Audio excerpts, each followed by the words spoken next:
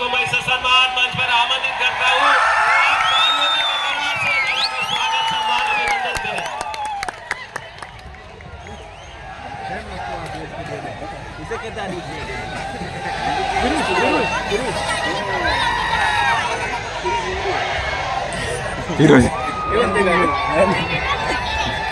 जय जोहार दोस्तों, जय जोहार। आशा करूंगा कि आप आसपास में जो जहां तक मेरी आवाज जा रही है, वे बाहर साथी नाच रहे, वे भी पंडाल में आ जाए। आप लोग जो इधर उधर सुन रहे हैं, वो जो बाजे बज रहे हैं उनको भी थोड़ा रुकवाएंगे तो अच्छा होगा। मेरा गला वैसे बैठा हुआ है। कल सूरत महुआ में कार्यक्रम था, वहां पर भी अभी जो पंडाल में जितने लोग हैं उससे ज्यादा लोग थे, और वहां भी पौन घंटा बोल के आया हूं मैं। तो मैं कुछ जरूरी बातें आपके बीच में शेयर करना चाहता हूं, तो आप ध्यान पूर्वक सुनेंगे तो अच्छा होगा। दोस्तों, अभी हमने पूरे देश भर से आए हुए हमारे समाज के एक्टिविस्ट को सुना,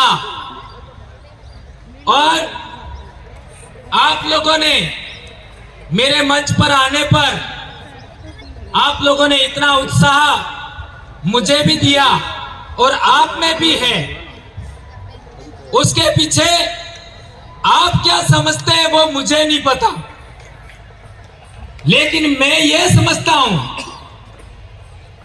कि मैं हमेशा सच किसी भी सूरत में पूरी ताकत के साथ में बोलने की हिम्मत करता हूं। ये मेरी ताकत है, और ये मेरी आदत एक शिक्षक होने के नाते है। शिक्षक वह होता है जो सच बोलता है, और यदि शिक्षक होने के नाते मैंने मेरे समाज की आवश्यकताओं, मेरे समाज की समस्याओं पर नहीं बोला तो मैं भी किसी काम का नहीं हूं। अभी हम लोगों ने बहुत सारी समस्याएं सुनी, तो हर बार चूंकि मैं एक बात बोलता हूं कि समस्या तो हम बार बार बोलते रहते हैं, समाधान क्या?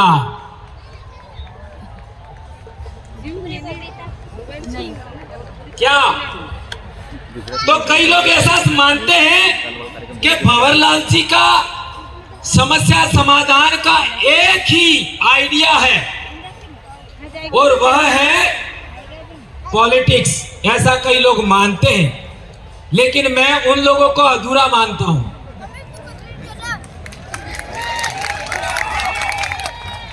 अधूरा मानता हूं। एक बार भंवरलाल परमार को पूरा पढ़ लीजिए, ज्यादा बेहतर होगा। हम लोग हमारी वैचारिकी में बेशक इतिहास सबसे पहले है, लेकिन जो बातें हमने सुबह से यहां तक सुनी, ये सभी बातें यदि विधानमंडल में अर्थात विधानसभा और लोकसभा में हुई होती तो क्या हसदेव होता? क्या केवड़िया होता? क्या आज हमारे सातपुड़ा में डैम बनाए जा रहे, उनका रुकावट होता कि नहीं होता? तो बोल क्यों नहीं रहे? जो हमने 47 एमएलए एमपी भेजे, 47 एमपी, वो मुंह लेके गए कि नहीं गए? कौन कह रहा है मुंह लेके गए है? आपका जितने भी आप लोगों ने 47 एमपी भेजे, क्या वे लोग मुंह लेके गए क्या? यदि मुंह लेके गए होते तो केवड़िया पर बोलते। क्या बोले? क्या नहीं बोले तो मुंह कहाँ था? है? और हसदेव पर कितने एमएलए बोले? मैं फेंकी के 487 एमएलए पूरे देश में, फेंकी के पानी 47 सांसद है, हंसते पर कौन बोला? नाम गिनाओ। कई लोगों को गुमान था कि हमारी राज्यपाल है वो भी हमारी सुनती है। तो मणिपुर का राज्यपाल कौन था? कौन था? आदिवासी। क्या बोली? कौन कह रहा कुछ नहीं बोली है? बोली होती तो अभी हिंसा रुक जाती। क्या सही कह रहा हूं, गलत कह रहा हूं? मैं बहुत बड़ी समस्या आपके सामने रख रहा हूं। मैं किसी एमएलए का विरोधी नहीं हूं, किसी एमपी का विरोधी नहीं हूं, किसी राज्यपाल का विरोधी नहीं हूं। अभी आप देख लो, कई लोगों को तो शरीर के अंदर रोमांच पैदा हो रहा था, रोमांच कि हमारी राष्ट्रपति बन गई, हमारा बहुत कुछ हो जाएगा। कुछ हुआ क्या? नहीं हुआ। तो क्या हम लोग इस जाजम से 47 सांसद पहुंचा देंगे, 487 विधायक पहुंचा देंगे, तो क्या हमारी समस्या का समाधान होगा? आप होगा ऐसा कहते हो, लेकिन मैं ना कह रहा हूं, नहीं होगा। क्यों नहीं होगा? ये बात समझनी है, और ये बात नहीं समझी तो इतने सारे लोगों ने अभी तक बोला, उसका कोई मतलब नहीं है, कोई मतलब नहीं है। हमारे देश में हम राजनीतिक गुलाम हैं, रोक लो जल्दी। यह है समस्या। हमारे देश में हम राजनीतिक गुलाम हैं, और राजनीतिक गुलाम है तो राजनीतिक आजादी चाहिए। कौन कौन चाहता है राजनीतिक आजादी? क्या बात कर रहे हो आप? इतने लोग राजनीतिक आजादी चाहते हो, और आपके विधानसभा में आपकी कोई आवाज उठाने वाला नहीं है, तो समस्या कहां है? एक बात, राजनीतिक गुलामी। कई लोग कहेंगे कि ये बात आपने गलत बोला, तो मैं कहना चाहता हूं कि आपके 47 सांसद और 487 विधायक क्या आपने चुन करके भेजे? क्या आपने चुन करके भेजे? तो हाँ, चुने तो आपने, पर क्या आपने सेलेक्ट किए? नहीं किया। आपने सेलेक्ट नहीं किए, यह है समस्या। जब नेता आपका है, आपके समाज का है, आपके सीट से जा रहा है, आपका आरक्षण से जा रहा है, तो उसका सिलेक्शन आपको करना चाहिए था। आपको सिलेक्शन का अधिकार नहीं दिया। कब नहीं दिया? 1951-52 में हमारे डूंगरपुर जिले के अंदर एक सीट पर 2 विधायक थे। एक आदिवासियों का विधायक था, एक सामान्य वर्ग का विधायक था। सही कह रहा हूं, गलत कह रहा हूं? हमारे डूंगरपुर के ये प्रदेश अध्यक्ष जी, सही कह रहा हूं, गलत कह रहा हूं? हमारे डूंगरपुर में 1951 में 2 विधायक थे। एक सीट पर एक आदिवासी विधायक था, एक विधायक सामान्य वर्ग था। यह व्यवस्था थी। और उससे पहले हम चलते हैं तो पुणे पैक्ट करार हुआ 1932 में। तब हमारे देश में जो डेमोक्रेसी आ रही थी, उस डेमोक्रेसी पर यह तय किया था कि जो SC ST लोग हैं, OBC लोग हैं, जो पिछड़े लोग हैं, वो 2 वोट देंगे। एक वोट अपने जनप्रतिनिधि को देंगे और एक अपने इलाके में रहने वाले सामान्य वर्ग के जनप्रतिनिधि को वोट देंगे। तो यदि कोई सामान्य वर्ग का व्यक्ति हमारे पास वोट लेने के लिए आता, तो हम कहते तुम हमारे साथ छुआछूत कर रहे हो, हम तुमको नहीं देंगे। तो वो हाथ जोड़ी करता, आगे से मैं छुआछूत नहीं करूंगा। हम कहते कि तुम हमारे जंगल छीन रहे हो, पहाड़ छीन रहे हो, हमारी नदियों का पानी तुम खराब कर रहे हो, जैसे ये दमन गंगा का हुआ। तो हम कह सकते थे हम तुमको वोट नहीं देंगे, तो वो कहता कि आगे से मैं ऐसा ख्याल नहीं करूंगा। और दूसरा, हमारा आदमी हमारे बलबूते जाता तो वो हमारी आवाज वहां धड़ल्ले से बोल सकता था, कोई रोकने वाला नहीं था। तो आज 1951-52 के बाद हमारे देश में आदिवासियों पर पूना पैक्ट थोप दिया, और इसकी वजह से आदिवासियों का नेता कौन होगा ये सेलेक्ट करने का पावर पार्टियों के हाईकमांड के पास में है। यह है समस्या। और पार्टियों का हाईकमांड में कितने आदिवासी हैं? कितने? 0। एक भी नहीं है। क्या बात कर रहे हो? यहाँ तो गांव से लगा करके गली गली तक नेता ही नेता है।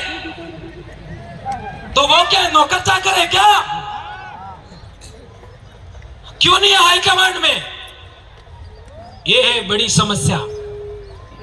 हमारे समाज पर जो वो लोग जो भारत के आदिवासी नहीं है, इंडिजिनस पीपल नहीं है, वो है हाईकमांड में। अब उनके पास तुम टिकट मांगने जाओगे तो तुम्हारा क्या होगा? जो बोलने वाला उसको कभी टिकट नहीं मिलेगी, लिख लो। जो लड़ने वाला उसको कभी टिकट नहीं मिलेगी, लड़ लो। और मेरे को तो चुनाव लड़ना ही नहीं है। मेरा क्या जाना है?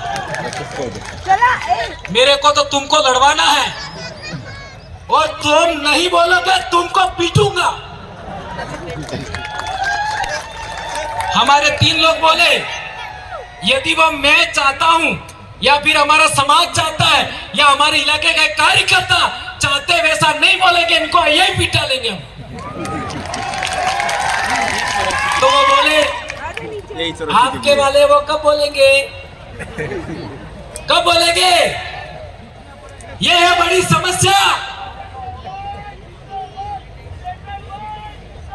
धन्यवाद।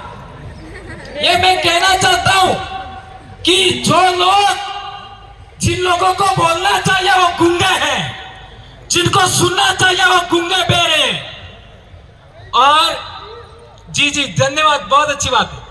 और मैं एक बात कहना चाहता हूं, 4.5 साल तक तो हम लोग क्या करते हैं? समाज का जन जागरण करते हैं कि हमारा ये होना चाहिए, हमारा वो होना चाहिए, और अंतिम 6 महीने में हम लोग गांधी जी के 3 बंदर बन जाते हैं। नहीं सुनूंगा, नहीं बोलूंगा और नहीं देखूंगा। बनते नहीं बनते, खुला मैदान छोड़ देते। तो हंसते उजाड़ा गया वो कानून कहां बना? कहां बना?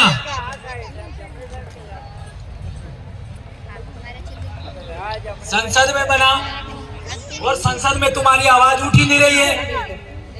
ये केवड़िया में आपका नोटिफाइड एरिया बना, वो कानून कहां बना? गांधीनगर में तुम्हारा बोलने वाला कोई है ही नहीं। तो जहां बोलना चाहिए वहां कोई नहीं है तुम्हारा, और यहां पर हम बड़ी बड़ी बातें कर रहे। तो इस समस्या का समाधान करना या ना करना, 70 साल से हमें क्या करना चाहिए, क्या नहीं करना चाहिए, ये भ्रम ही दूर नहीं किया हमने। इसलिए समस्याएं बहुत सारी है, समाधान संभव है, लेकिन सही रास्ता तो चुने। सही रास्ता ही नहीं पकड़ा अभी तक। जब सही रास्ता नहीं पकड़ा तो समाधान कैसे होगा?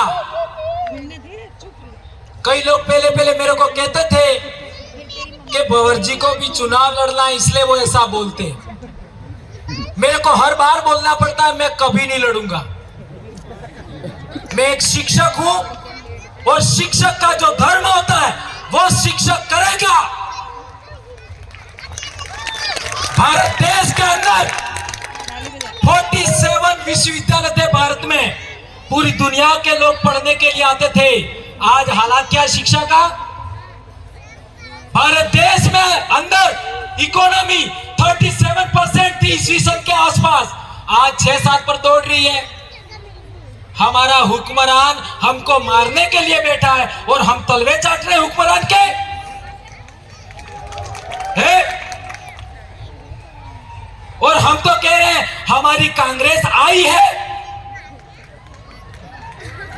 आई का मतलब नहीं समझे? कई लोग कहते हैं भाजपा हमारी आई है। अरे कांग्रेस भाजपा तुम्हारी आई है तो तुम्हारी ओरिजिनल आई जिसने तुमको 9 महीने पेट में रखा उसका क्या?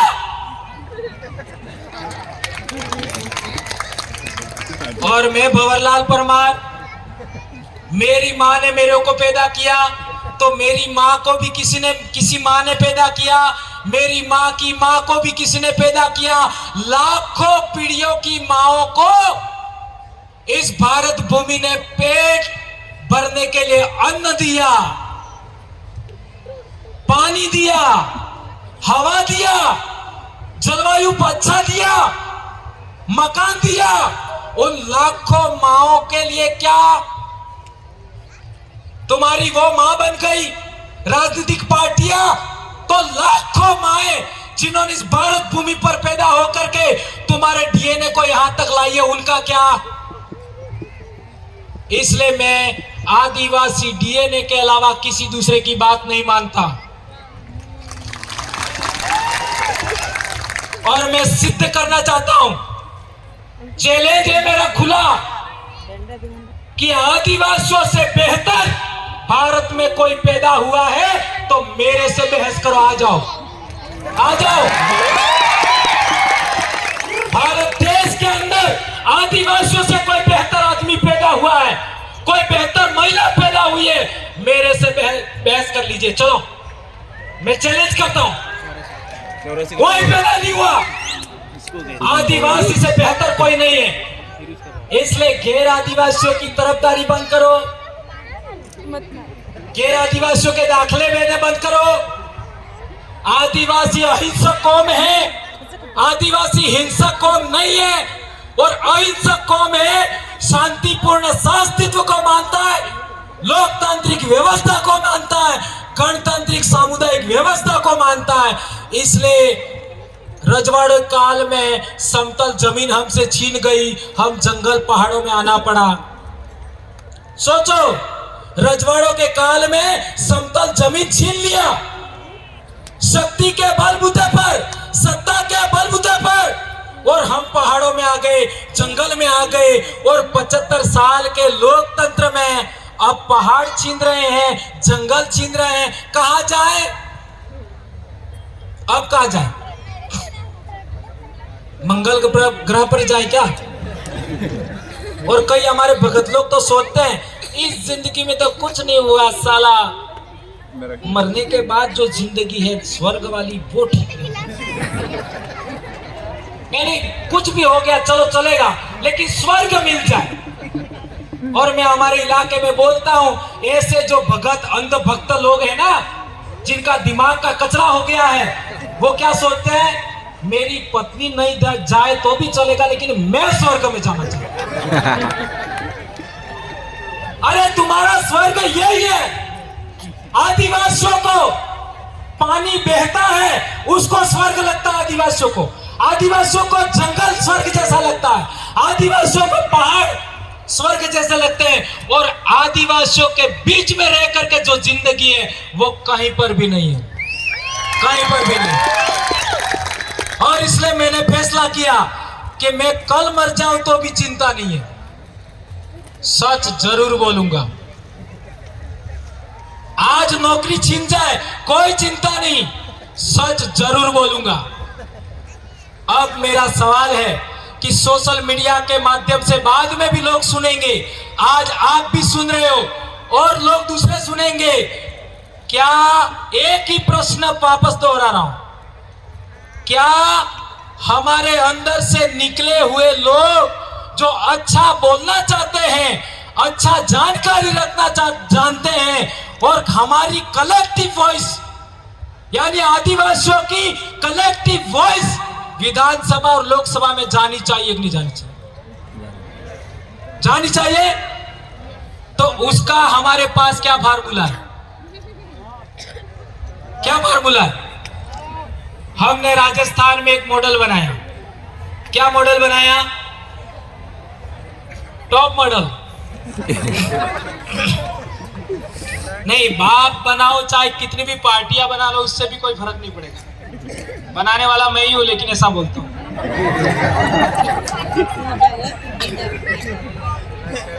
50 संगठन बना लो, 50 पार्टियां बना लो, कोई फर्क नहीं पड़ेगा। जाओ लिख लो, मैं कह रहा हूं। ये मैं आ गया इस शब्द, इसको गलत में मत लेना। कोई फर्क नहीं पड़ेगा, कितनी भी पार्टियां बना लो, कितने भी संगठन बना लो, कोई फर्क नहीं पड़ेगा। पब्लिक के हाथ में नेता की कमान देनी पड़ेगी। अभी हमारे लोकसभा का चुनाव आ रहा है, हमारे इलाके में बांसवाड़ा का रेफरेंस देख लूं तो बांसवाड़ा में लोकसभा का हमारा कौन चुनाव लड़ेगा तो 728 लोग वोट देंगे। जो जीता वो चुनाव लड़ेगा। 728। हाँ, तीन बड़े शहर हैं, बांसवाड़ा, डूंगरपुर और सागवाड़ा। वहां से 10-10 लोग, और बाकी लोग है वो हर एक पंचायत से एक आदमी वोट देगा। बराबर?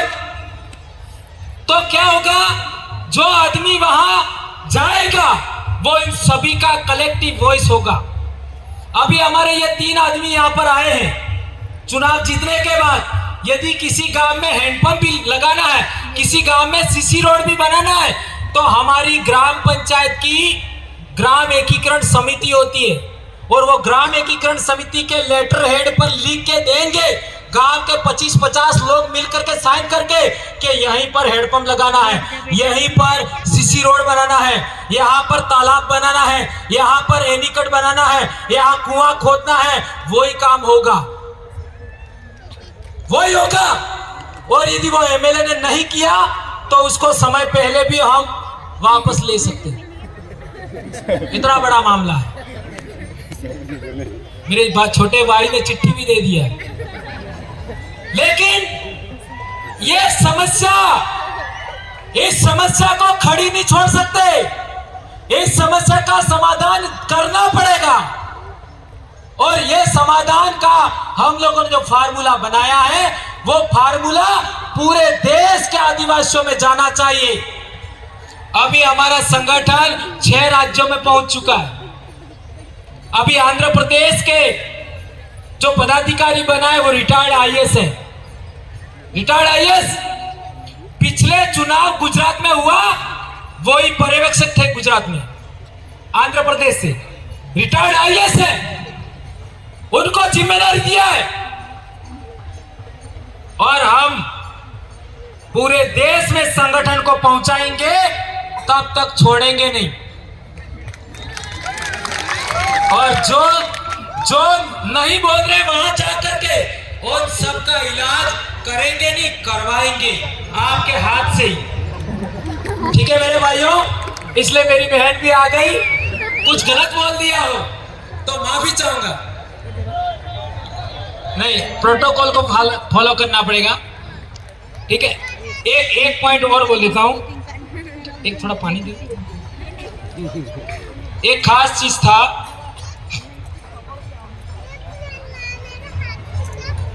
कालूराम दादा ने बोला मैं मर जाऊंगा तब तक बोलता रहूंगा। तो मैं कालूराम दादा को कहना चाहता हूं, भंवरलाल परमार आज से आपका गोद लिया हुआ बैठा हुआ है, आपकी चिंता करने की जरूरत नहीं। आपका गोद लिया हुआ बेटा है। यदि आपको आदिवासी एकता परिषद को लगता है कि मेरे में कोई कमी खामी है, सुधार करिए, ये आपकी जिम्मेदारी है। मेरे में कोई कमी खामी है, आपकी जिम्मेदारी है, आप इसको ठीक करिए। आप मेरे भगवान हैं, आप मेरे टीचर हैं। मेरे को जितना पता है बोलूंगा, लेकिन आंख मूंद के आपकी बात नहीं मानूंगा। मेरे से बहस करनी पड़ेगी, और आज तक मेरे से बहस में कोई जीता भी नहीं है। एक और इम्पोर्टेंट बात, अभी हम लोग क्या करें क्या नहीं करें, और कई लोगों को लगता है ये मत करो, ये करो, सुबह से सुन रहे ये करो, ये मत करो। अरे यार इतना कंफ्यूज कर दिया। एक समस्या का समाधान तो बताओ कि वो बोल नहीं रहे, उसका क्या? यस, 47 सांसद और 487 एमएलए नहीं बोलते, उनका क्या? उनका इलाज सबसे पहले करो, फिर समस्या अपने आप समाधान हो जाएगा। इतनी बात कहना चाहता हूं। और आगे से अब मैं कभी पॉलिटिकल विषय को उठाऊंगा नहीं। आज जो बोलना है बोल दिया मैंने। अब मैं कल्चर पर और हिस्ट्री पर बोलूंगा आने वाले समय में, और वो भी आप समय दोगे तो, मेरी मर्जी से नहीं बोलूंगा। धन्यवाद। जय जोहार मारू दादा, जय आदिवासी, जय जोहार, जय भील प्रदेश। और हम आदिवासियों का, पश्चिमी भारत के आदिवासियों का राज्य बनना चाहिए। क्या भील प्रदेश बनना चाहिए? चलो एक नारा हो जाए, जय भील प्रदेश, जय भील प्रदेश, जय भील प्रदेश, जय भील प्रदेश। धन्यवाद।